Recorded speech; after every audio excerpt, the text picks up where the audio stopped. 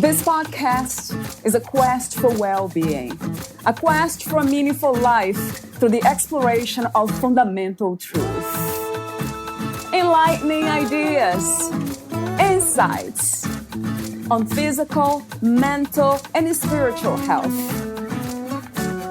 The inspiration is love. The aspiration is to awaken new ways of thinking that can lead us to a new way of being well. Welcome to Body, Mind, and Soul Healing Conversations.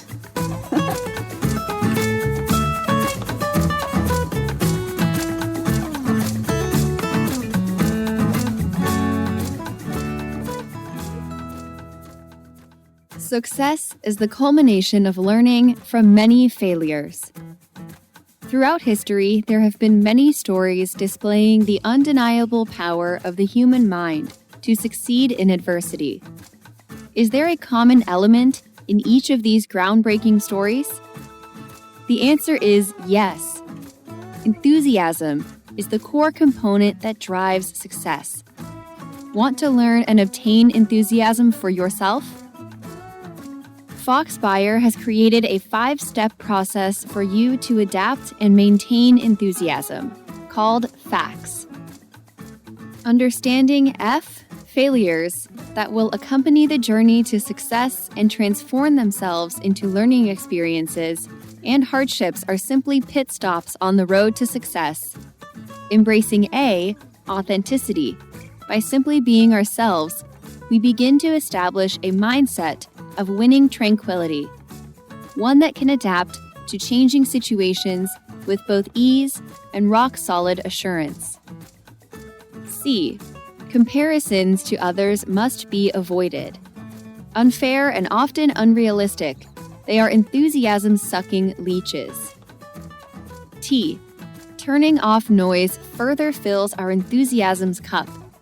By integrating the practice of silence into our daily routines, we calmly devise ways to perform more efficiently and productively despite circumstances out of our control. By S, spending time with people we trust, our adaptive skills and enthusiasm can further be strengthened. Those we trust listen, encourage, and challenge us, thereby enhancing our ability to navigate challenges with enthusiasm. Valeria Teles interviews F.A.C.T.S. Beyer, the author of Adapt and Maintain Enthusiasm in Adversity, using the 5-step F.A.C.T.S. process to find your strength and enthusiasm to succeed. A classroom teacher at Whippany Park High School, New Jersey since 2005, F.A.C.T.S. Beyer commits to his students through dedicating himself to servant leadership. He is a published author who enjoys conveying the challenges of cerebral palsy through writing, speaking, and his What's Your Inspiration podcast. Meet Fox at foxbeyer.com. Here is the interview with F.A.C.T.S. Beyer.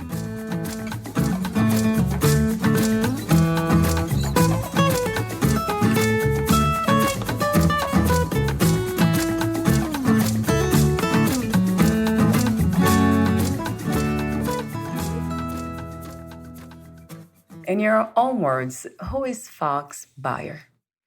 That's a complicated question, Valeria. I would say that simply put, I'm a teacher and a coach, but someone who loves words and really gets his true fulfillment out of life by helping people. I think that's how you could describe me. So your book, Adapt and Maintain Enthusiasm in Adversity, using the 5-step F.A.C.T.S, F-A-C-T-S, so it's an acronym, process to find your strength and enthusiasm to succeed. Before we talk about some of the topics, your interesting topics in your book, I have these open questions, as I mentioned off record. So the first one for you is this one. What does it mean to be a human being from your perspective? Being a human being to me is you're constantly evolving.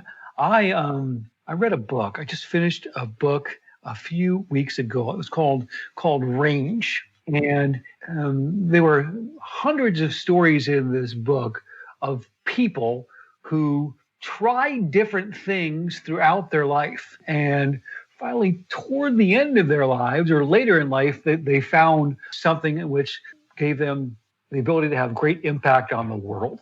An example would be Vincent van Gogh, who all of his artwork was really. I mean, he did all of that in the later years of his life. I think he passed away around the age of 40, and I think between 35 and 40 is when he really found his niche. Another story is of a woman who founded the Girl Scouts, and she didn't start that until she was in her 60s. So to me, it's an endless process of being human is an endless experiment in trying to discover yourself. What do you think is the purpose of the human experiment? I touched on it a little bit before, but it's about the impact that you have on others. As a teacher and a coach, a human being, I get the most fulfillment out of life, out of helping others. So in this way, it's kind of selfish, but I think it's been probably said by hundreds of people over time. To me, I agree with that. It's about the impact you have on other people's lives. That's wonderful. This is something that you know for sure, right, Fox? You have no doubt about it. No, I certainly don't. And I get reminded of it pretty much every single day through just being out and about and working and then connecting with other people. And they kind of tell me the same thing. I was talking to a friend of mine. His name is Barney Kramer, and Barney's now in his mid 70s. And he told me once, he said, "Fox, I didn't realize until I was in my late 30s how much I enjoyed helping people." So, I mean, there are tons of other people in my life that have told me that, but it's good to be reminded of that, no? And I often wonder, why does it take so long for us to find that purpose, to finally understand that this is the purpose of the human experience? I don't know. I just think that maybe for me, and I'm speaking for myself. Yeah. I think I gravitate toward the selfish desires, and I don't know if that's just part. If you were to agree or anything like that, but that's what I gravitate toward. But when I do that, when I want to do things for myself, I get stuck with what I call an empty high. It's like staying home, and do you want to stay home and watch television, or do you want to go out and help with my niece's soccer, their soccer team, right? And no one's going to know. I mean, why I'm staying home oftentimes, but you have that decision to make all the time, and it seems like 100% of the time for me when I choose to do oftentimes with that which is a little bit more difficult, you just come back home a little bit more satisfied because you help someone else.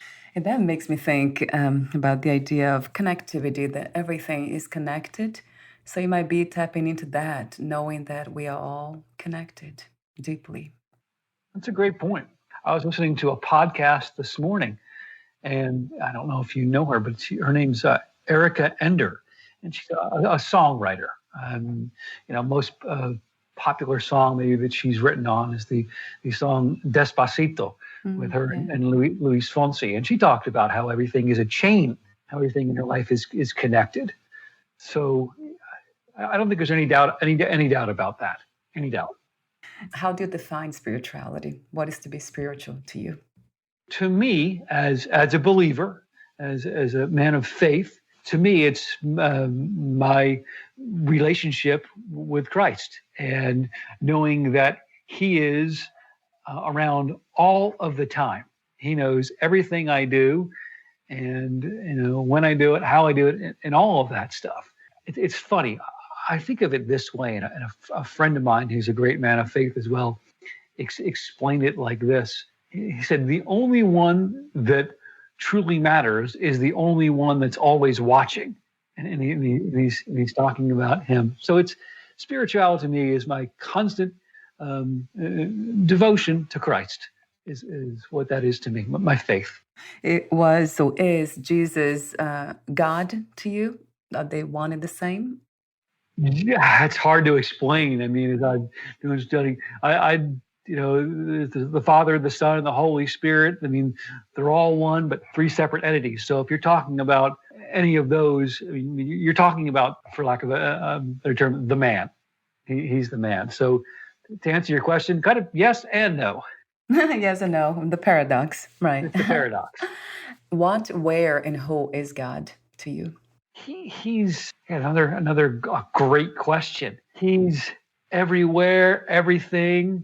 He's the tree that you see outside. He's the keys to my car. He's our computers. I mean, he's just everywhere. He's what's good and what's right. And before I really got into my faith, I didn't understand what the word good actually means. And as I began to get into the word, it does mean absolute moral perfection. So God to me is good. He never makes mistakes. He sacrificed so we could make mistakes and try perfection. Once again, although we're never going to make it there. I love that. God doesn't make mistakes. He doesn't. He just doesn't. He doesn't lie, doesn't cheat, steal, none of that. Why God is referred as he? Could that be a she?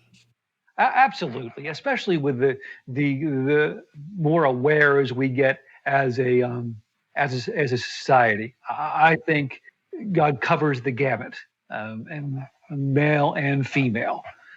Yeah, genderless. Animals, totally without gender. Totally without. I say that with total confidence, for sure. Success. What is success to you these days, Fox? What is to be successful? Success. Boy, that's another great question. You were dropping some unbelievable questions. Success to me, there are a lot of different perspectives. To me, it's this. Okay, where are you now, given a task? Where are you now compared to where you were? Right. It's about setting a goal for yourself and achieving it. It's the space between where you started and where you are right now. That's what success is to me. And to me, it's not. It is. Fulfillment is a huge part of that for me, and I know I use that word a lot, but it certainly is. And it's to me, it's not the car you drive or how much money you make.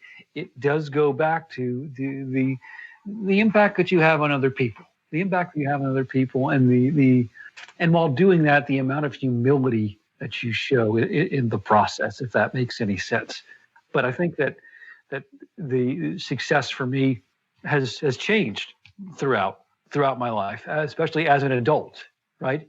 Yeah. First it's graduate from college, and then it's get a job, and then it's go to grad school and get a graduate degree and hold a job, and maybe get married and have kids.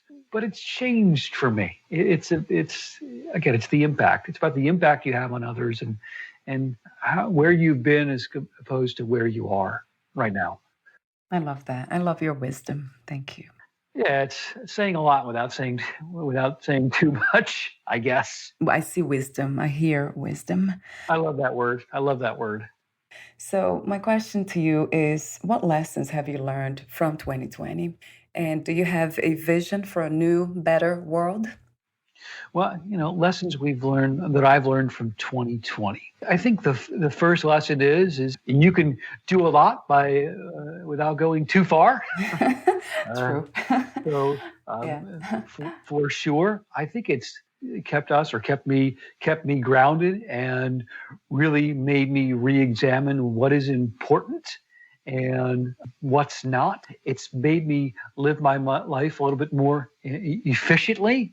I've tried to, the book One Word by John Gordon has had a big impact on me. He talks about in the book, choosing a word one word for a year, and try to infuse that word in everything that you do. And in January of this year, I chose the word efficient. I thought I was doing so many things that were just making me tired. And so COVID hits, and you're forced to stay in a space and be efficient.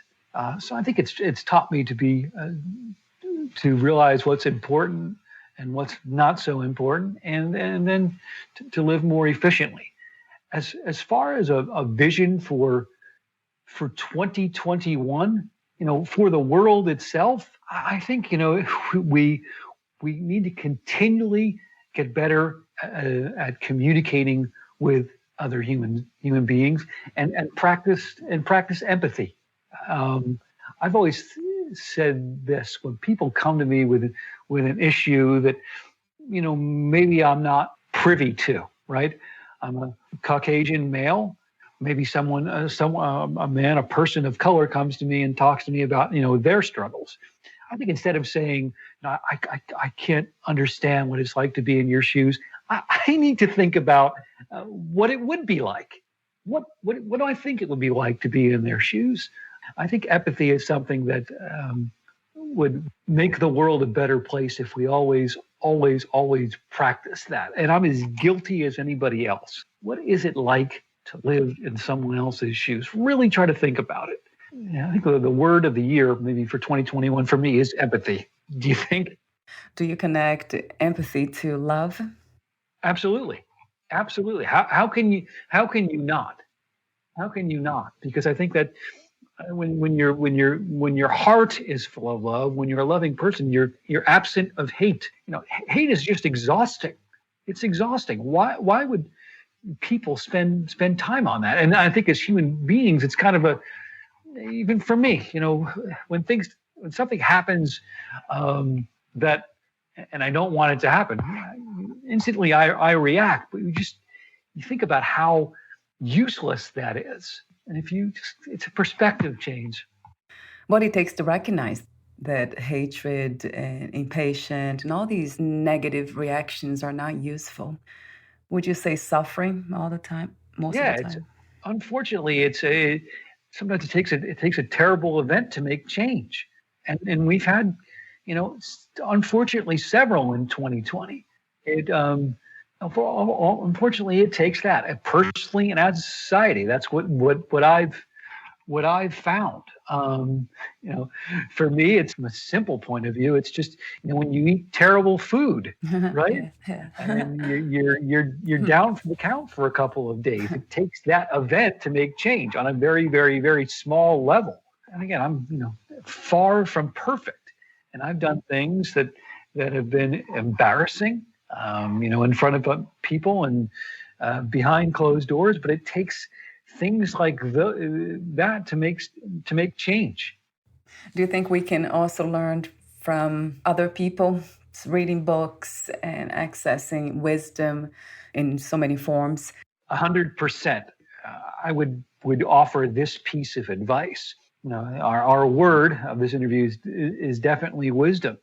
But Valeria, if you read a book and you don't take notes, it just becomes a memory. If you listen to a podcast and you're not taking notes, you might recall a couple of things, but if you don't jot some things down, it becomes a memory. But if you're actively listening and really writing things down, or just speaking into an app these days, you can use that. You're able to recall more and reflect on more and share it with the rest of the world. As an avid reader and podcast listener, I don't think I really bought into this until a couple of years ago. But as long as we're actively listening and actively reading, we can learn a lot from the spoken and written word, for sure. What is the meaning of freedom to you? What is to be free? We're so lucky, and I am so lucky to be a U.S. citizen and be able to enjoy all of those freedoms. It's freedom to me is I would say a thought process. Okay, instead of saying every day you get up and saying I I have to do this. Change your perspective and say, I get to do this. I'm 42 years old, and I just enrolled in a program, a graduate program of human relations. And my thought is, okay, I have to write a 5-page paper today. No, it's I get to do this. That's what freedom is. It's get to instead of have to for me. So, how did you become a writer, and what was the inspiration to write your book, Adapt and Maintain Enthusiasm in Adversity? It was, initially by accident. I became an author. Luckily, in 2015, a friend of mine inspired me to write a song. Because with him, we'd always listen to songs, and these songs turned into poems, and the poems turned into a book. And fortunately, in 2017, I was invited to present at TEDx Hickory. And during my presentation at that particular TEDx, I recited a couple of poems and formed some relationships with the other presenters. And one of the other presenters is Mitchell Levy, who runs a company called That Publishing. And he's himself published over 60 books at this point, but he also helps others publish their own, like thousands and thousands and thousands. And he said to me back in 2017, Fox, if you have an idea for a book, I'm all ears.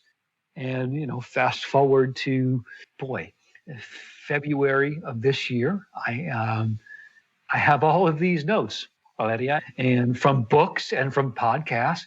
And I said, he's got this cool format. They're called, That messages, and you can put 140 of them into a book and put them in different chapters. And I had this idea, and I didn't know how to kind of put it out to the rest of the world for their benefit. And I was asked by a colleague, I'm a school teacher, a high school teacher, to present to the faculty of our school last year. And I said, I'll get back to you. And it sort of hit me. I'm a big acronym person. And I thought about, what am I going to talk about to my colleagues? It's February. Everyone's exhausted.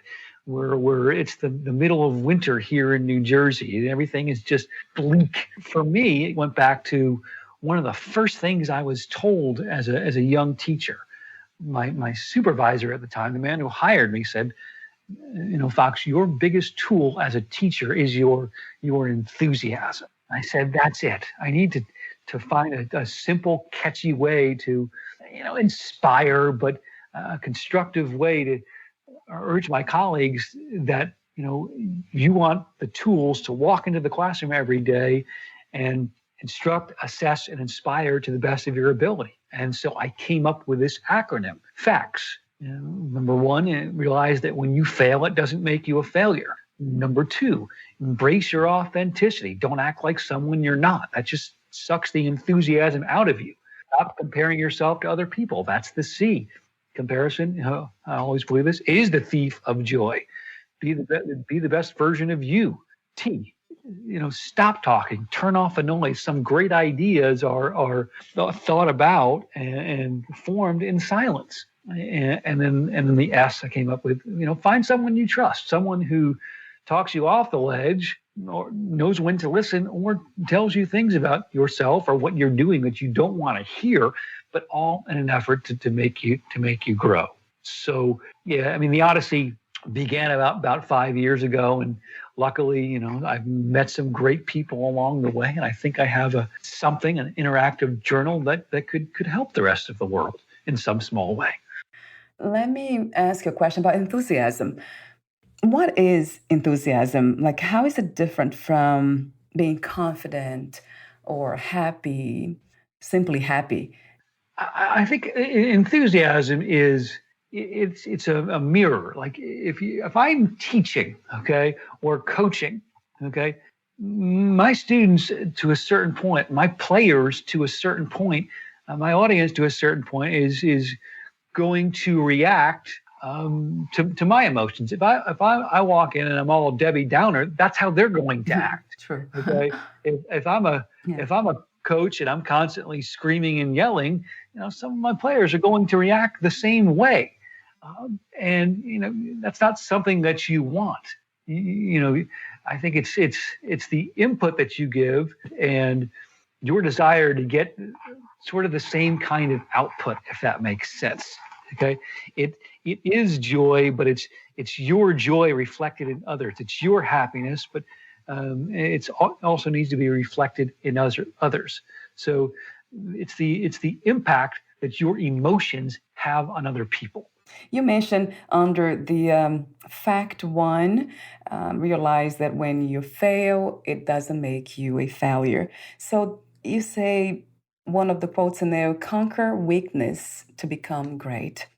So, how do we learn to identify our weaknesses? And why is that important to Fox? For me, it's walking up and down stairs as a man with cerebral palsy and many others. You said, how do we learn to identify weaknesses? I think it's by simply trying new things. Right? I mean, Yeah. no one, no one's great at everything, at least initially. You have to keep trying. And that's kind of the whole point with the F section in FACTS is failures, obstacles are a part of life. And if we just give up after the first attempt, that's when we truly fail. I heard a bit of wisdom that's from another podcast that I listened to, but it's from a man named Wade Sutton, and he's a music mogul, and he said once on one of his episodes, the only way to truly fail is to give up. But we need to understand that these obstacles are a part of life. We're in COVID here in 2020. I don't mean, let's just be honest. Things are going to happen in 2021 that are not to our liking. But if we have the inherent understanding that these are going to occur, I think that'll give us more fuel to conquer whatever we're presented with in 2021. I love that word, resilience, which goes back to inner strength and inner freedom, right? FAIL, first attempt in learning. It's another acronym. First attempt in learning. I stole that from a buddy of mine. First attempt in learning. You mentioned music now, like a couple of times, perhaps 3 times. Were you a musician before? No, I have no musical talent. I have terrible fine motor skills, and I sing like a horse. But I love words. I love words, and I just, here's what happened.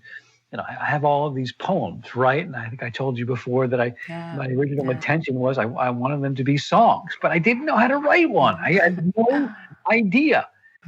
And I had published my first book of poetry in 2015. This is along about 2017. I'm napping during the day, and I get up and I think, man, I wanted these poems to be songs, and these poems are great, but I wanted them to be songs. So I did a little internet search, and I found a company named Nashville Song Service, and you could submit lyrics, and they would look through them and maybe approve one to be a song, or you could do a couple of tweaks in one of those sites. So I sent 3 poems in on a whim, and a couple of days later, they said, "Hey, Fox, this song here, Bullfrog Pond, or this poem here, Bullfrog Pond, could be a song." And a few months later, I had a demo, and then I joined Nashville Songwriters Association, and I worked on my craft. And I've collaborated with others. I listen to podcasts. I read books about songwriting, and I've gotten a little bit better. And I've had other demos made per my lyrics. So it's just a little therapy for me, but just an opportunity to practice and get better at something that I really, really enjoy, which is the expression of words. I love what you say here under embrace your authenticity. From the moment we were conceived, we were genetically designed to be different. Don't waste trying to be someone you're not. Wow, that's a big one. How do we know when we are there, when we are finally authentic? When we're finally authentic, how do we know we're there when we're finally authentic? I'll go back to what I said in the beginning. I think that life is an experiment, and you're constantly trying to define yourself. But I would say that if, along the way, question things that are popular, question trends. As students, teaching students, can ask students, well, why are you wearing your hat this way? Why do you constantly have your hood pulled up over your face? And sometimes they can give you an answer, and some students can't give you an answer just because everyone else is doing it. And I try to encourage students, this is because this has been my life. I'm a 42-year-old man that walks crooked because of my CP. So basically, everywhere that I go, I look different than everybody else because of the way that I move. So this is par for the course for me. For many others, not all others, but many others, visually, that's not the case. But I think that we're all experiencing things that are different and difficult that no one knows about. Mine, you just happen to see them.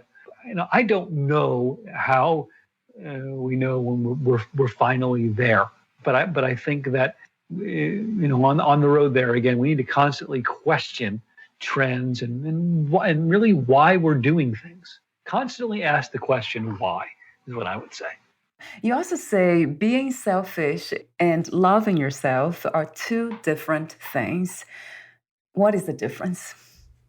Well, I think being selfish is doing things simply for your own pleasure and forgetting about everybody else. Loving yourself is appreciating the mind that you were given, appreciating the body that you were given, and speaking of yourself and to yourself kindly. When you use self-talk, make sure that it's positive self-talk, not just positive thinking, but positive self-talk. So yeah, loving yourself is all about positive self-talk and loving yourself. Being selfish is forgetting about other people simply to pleasure yourself.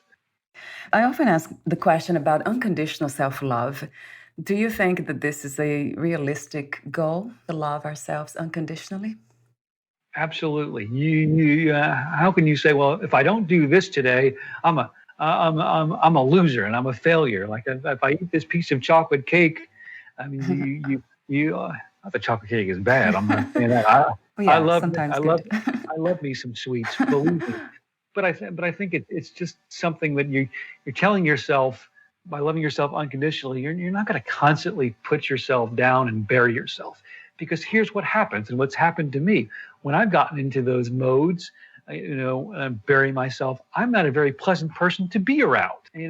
Self-deprecation can be funny, but if you constantly do that, and because I've done it in my life, I find that I become a way less attractive person. I'm not spreading enthusiasm. I'm just spreading doom and gloom, and that's just, I don't think, a way to live your life. There's something else that you said that caught my attention was free others by showing your own vulnerability. Mm-hmm. Mm-hmm. Talk to me for a moment about this one, Fox. So think of it like this, okay? I'm a public speaker, right? And I kind of wobble up on stage. I don't get there with the efficiency that maybe others do.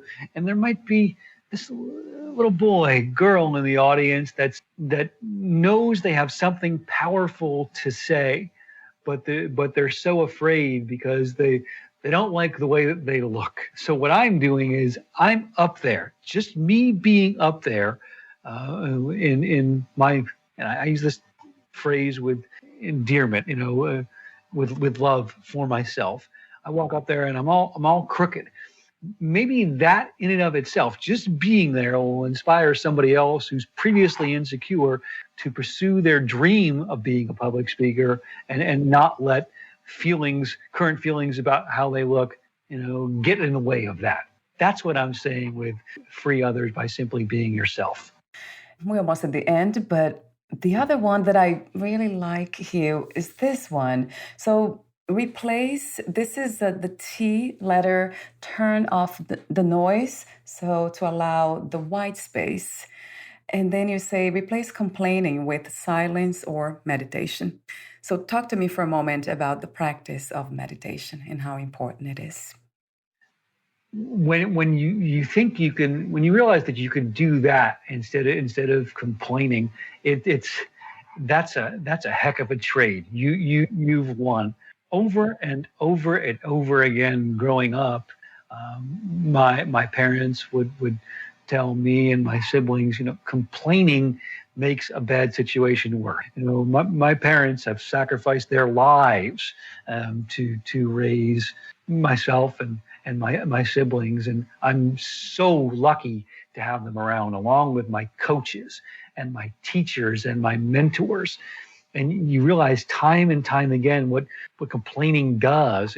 It makes a bad situation worse. Our former superintendent speech at the beginning of the year, welcome back to the faculty, said this about complaining: it's like sitting in a rocking chair. It gives you something to do, but it doesn't get you anywhere. Okay. and So true. and again, it makes someone less attractive, Yeah. right? Yeah. But Yeah. anyhow, it's just it Absolutely. and I've done it. I'm not saying that I never complain. I complain about every single day to myself and a little bit to others, and I'm embarrassed to admit that. But it's Tell me about it. absolutely true. And you realize that when you meditate, you have the ability to focus on something good. My paternal grandmother, the little time that I had her around, I can remember her saying, "Fox, think of something good." When you meditate, you have the option to have complete control about what you think, and the thoughts that come in and out of your head. I can't do it enough. It's just an amazing tool, and I've tried, tons of different kinds of meditation, but to simply just to lie down, with your back straight and think about, for me nowadays, I practice something called the Ziva technique. So you're going from mindfulness to meditation to manifestation. And my mindfulness is, you get into the present. You think about, come into your senses. What do you hear? What do you smell? What do you taste, etc. And then the next couple of minutes is focusing on a word. My word of the year is efficiency. I let that word come into my mind. And of course, I'm going to have other thoughts, but I'm focused on that. And then the third part of it, which is I think the coolest part, is manifestation. You think about something that you want for yourself more than anything else, and you picture it as absolute, undeniable reality. I think that's a heck of a lot better than complaining. Yes. For sure, that practice. And that reminds me of the law of attraction. Is that the same principles? It's similar, right, Fox? Yes, for sure. And we're almost at the end. The last one: find someone you trust, who listens. Oh, I love that. And so true, how important that is. A question I have for you regarding your work on this last word, the S, is, what is to be a good friend? A good true friend is exactly what you said, Valeria. It is someone who either knows when to pull you off the ledge when you're about to go over it in some way, shape, or form. Knows when to listen when they realize you just need someone there to listen to what's going on in your life and around you, or someone that tells you things about yourself that or something that you're doing that you don't want to hear, but an effort to make you better. An example of that would be going back to my book, F.A.C.T.S. It was supposed to be published, or going to be published, about a month and a half before it actually was in June this past year. Why?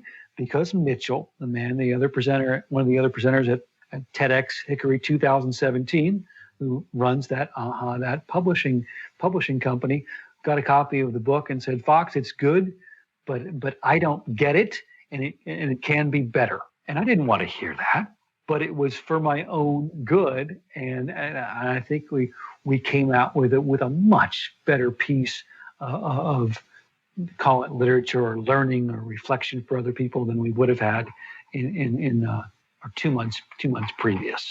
So again, a good friend, they either pull you off the ledge, they know when to listen, or they tell you things about yourself that you may not want to hear, but it's all an effort to make you better or help you grow as a person. So we're almost at the end. I do have a few more questions for you. Would you like to add anything or read a passage or one of other quotes in your book? Boy, you've really given me a great platform. And, one that comes to mind, and we talked about silence a little bit, and one, that I like right now is about silence. Think about this when you replace complaining with silence. Sitting in silence is like filling up at a gas pump for the mind, but it doesn't cost a thing. That always had an impact on me, and it's a combination of things I've learned from other people, and knowing that we're going to have challenges. Realize that when you go all in, it doesn't mean all smooth. Right. The best times of your life, as you look back, they may have not always been the best, but they turned out to be the best. So you're always going to go through ups and downs. So I'll leave it at that, Valeria. Thank you so much, Fox, again, for sharing your wisdom and your beautiful presence. I love your purpose. And I love the fact that you know the purpose of life, and you have the courage to embrace that. I think I'm getting there. And you're humble too. So that's part of wisdom. That's Thank you. Beautiful. Two more questions for you. If you knew you would die soon, meaning losing the body, would you make any change in your life or do anything in a different way? I would tell more people I love them. I would tell more people I love them. I would give more hugs. I would do things like this, and I would do more for others. That's what I would do if I knew I was going to die tomorrow. Which, I hate to say it, but hey, we're all day to day. My last question is, what are 3 things about life you know for sure as of now? 3 things that I know about life for sure as of now. I'm never going to be perfect is 1. 2, we're always going to have obstacles. And 3, and this will always be true for me, if you want to have friends, if you want to make friends, first you have to be a friend. So true. Thank you so much again, Fox. Thank you 1,000 times. Thank you for your time and your space. Thank you. So the last technical question is, where can we find more information about you, your books, products, services, and future projects? That's a great question. I have a website. It is foxbeyer.com. It's my name, FOXBEYER.com. And on there you'll see books, and they're there to help you, whether it's for inspiration or an idea. And I also have my podcast on there, which is What's Your Inspiration?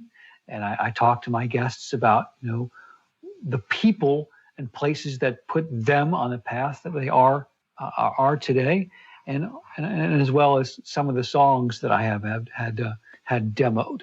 And I do want to make an offer to anybody that's listening. If you would like a copy of F.A.C.T.S, meaning Adapt and Maintain Enthusiasm in Adversity, my latest book, I would be happy to send you a copy for free. Just message me off of my website, foxbeyer.com, and I would get you a hard copy, because this is an interactive journal. It's designed for you to read. It'll take you about 20 minutes to read, and there are 40 one-line messages, and you can write below the ones that you've had the most impact on you, and you go back about 3 weeks later and you read it again, and you might see it from a different perspective. Other messages in the book might have had an impact on you.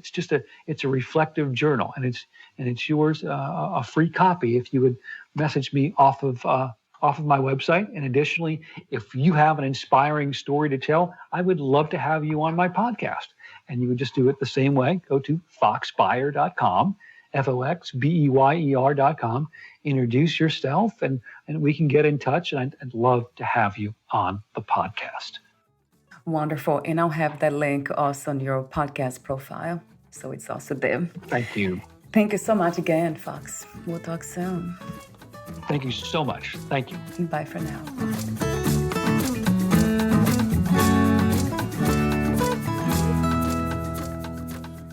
Thank you for listening. To learn more about Fox Beyer and his work, please visit foxbeyer.com.